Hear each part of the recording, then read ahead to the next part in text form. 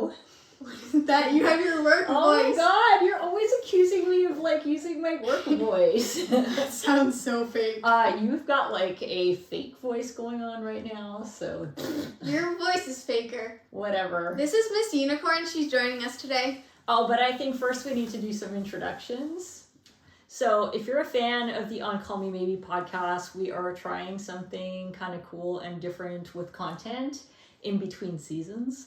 So I decided to bring on my lovely, lovely daughter, Hannah, to talk about not technology. Because I'm not a big fan of coding. Like, my whole family likes coding. I'm more of an arts and sciences that don't involve computers that yell at me and tell me I'm doing something Yeah, wrong. actually, you kind of reject coding, which I find like kind of hilarious. It's because computers hate me. I don't think they hate you. I mean, they hate everybody, so it doesn't really matter. Yes.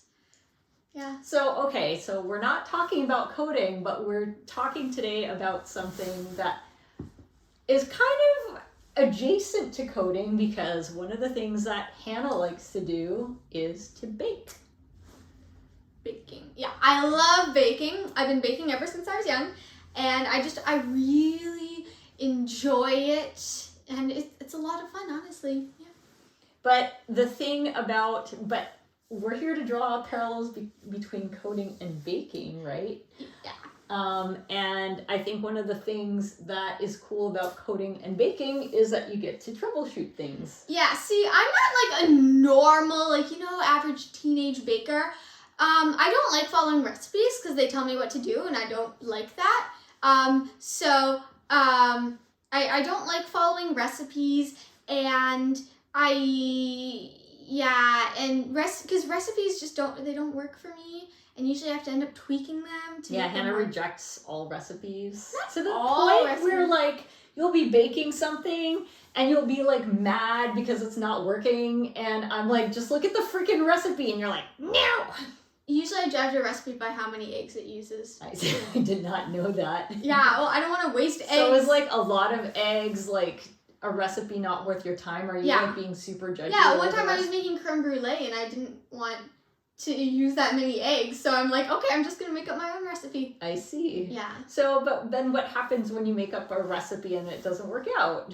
Well, I usually have to problem solve. One of my biggest ones that I really had to problem solve was making macarons. Anyone who has made macarons knows that like it is extremely difficult and very, very, very annoying. Very finicky. The first time we made macarons was really hilarious because we kind of didn't pay attention to the instructions. Yeah, we barely. We thought we had to like whip all the ingredients, and we're making macarons like they're finicky and delicate, and you have to fold. Yeah, so the you don't like meringue. deflate the meringue. Yeah, And- and meringue is just like aired out Egg whites. egg whites. So the minute you like start stirring, Yeah, bad so things happen. it didn't work out. It was like this runny, I don't even know what. Yeah, but then even when we followed the recipe, like things just like weren't working out. Like they'd always end up cracked, or they do like weird things and stuff. And I had to do a lot of troubleshooting. Believe me, like I looked on, I'd say like 100 websites just to figure out how to like troubleshoot it and figure out why it's going wrong. And as soon as I got one thing right, there was a whole new problem. And even after I fixed that problem, like it happened again, even though I thought, yeah, it was very, very finicky. And I had to do like so much research. And first of all, the big problem was I needed to turn on convection on the oven. It's just like a little fan. And that helped. And then everything just kept going wrong and wrong. But also we discovered, because we have a gas oven at home, and macarons and gas ovens don't necessarily mix. Yeah. So the way to make macarons agree with gas ovens is to use convection, but you don't necessarily do that Yeah. when you're making macarons in a conventional Yeah. in an electric oven. And it would always be like very upsetting because I do it with friends like over FaceTime, especially during the beginning of the pandemic where we were all like in quarantine, and like they do it well and like they get it And right. it was like their first time making Yeah, macarons, and they you're do- like, what the hell? Yeah, they do stuff wrong.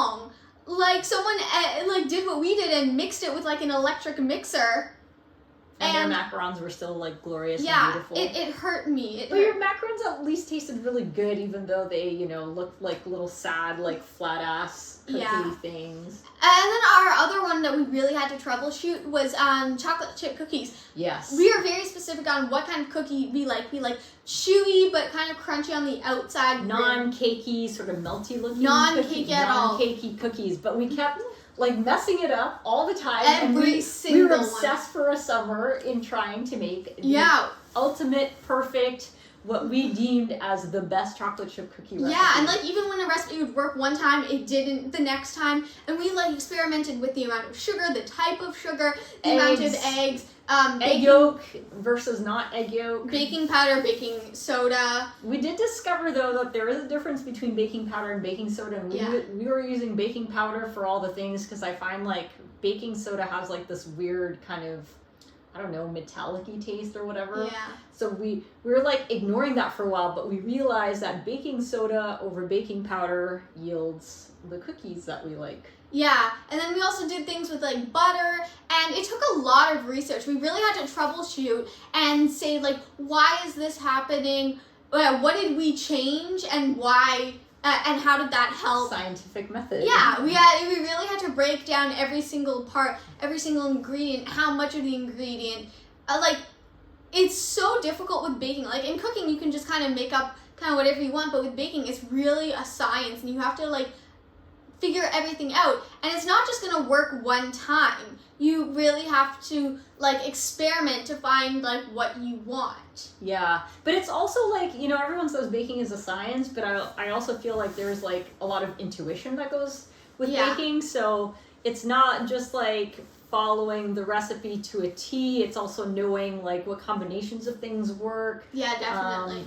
To make sure like sometimes it's not like, it's not just a matter of like, oh, it's this amount of this and this amount of that, but also like, oh, this texture feels wrong. What is it that caused that? This feels too dry. Same with croissants. Oh my god, croissants. The first time we made croissants was a nightmare. Like our dough was so dry.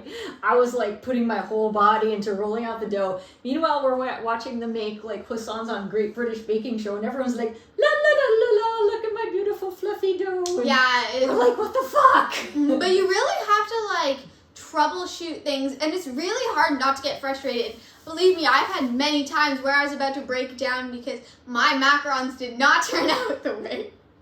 That's true. She gets very nervous on macaron making day, and so it becomes like this kind of thing. Yeah, my whole day has to be planned out if I'm making macarons, and it can't be too hot or too dry or too moist in the air. That's true. Like even the piping bag that you use for the macarons can't have any moisture, which I've like fucked up for her a couple of times because I ended up like not drying out the piping bag, and then she got really mad at me, and I'm not allowed to sous chef for macarons anymore because she gets really mad. Yeah. But I do feel like all this troubleshooting that we do with baking is similar to troubleshooting for software, because, you know, all the research that you did for troubleshooting macarons and croissants and what was the other thing? Chocolate chip cookies. You like have to Google. You watched a bunch of YouTube stuff, YouTube videos, Instagram videos. Yeah. I don't know that there's a lot of, maybe there's like tech Maybe. I don't know. Is there a tech Instagram for like? You're talking to the non-tech person. I mean, YouTube, tons of stuff, but I don't know that I'm familiar with enough tech Instagram like videos on these sorts of things. But I've definitely seen a correlation. Like even though I'm not a coder, computer person, I've had to do it in school, and I've done like a coding summer camp thing. And I did notice, like, you really have to, like, do trial and error. If something's not working, you have to kind of go over it, troubleshoot it, ask other people, and kind of figuring it out. So I have seen, even though I'm not a big computer, definitely. Yeah, that's true. And some of this stuff, like baking, right? Mm-hmm. A lot of the coding, there's like, you end up with intuition in coding, and I think that comes with experience. It's like kind of like with baking. Now you can like come up with bread recipes without like following a bread recipe, because you know the basic building blocks of how to bake bread, and then you kind of like feel your way through baking the bread. And I feel like coding It's kind of like yeah, that. it's definitely like that. Because when I was learning coding in school, it's like definitely once you know the basic stuff, like when I coded like a website. Yeah.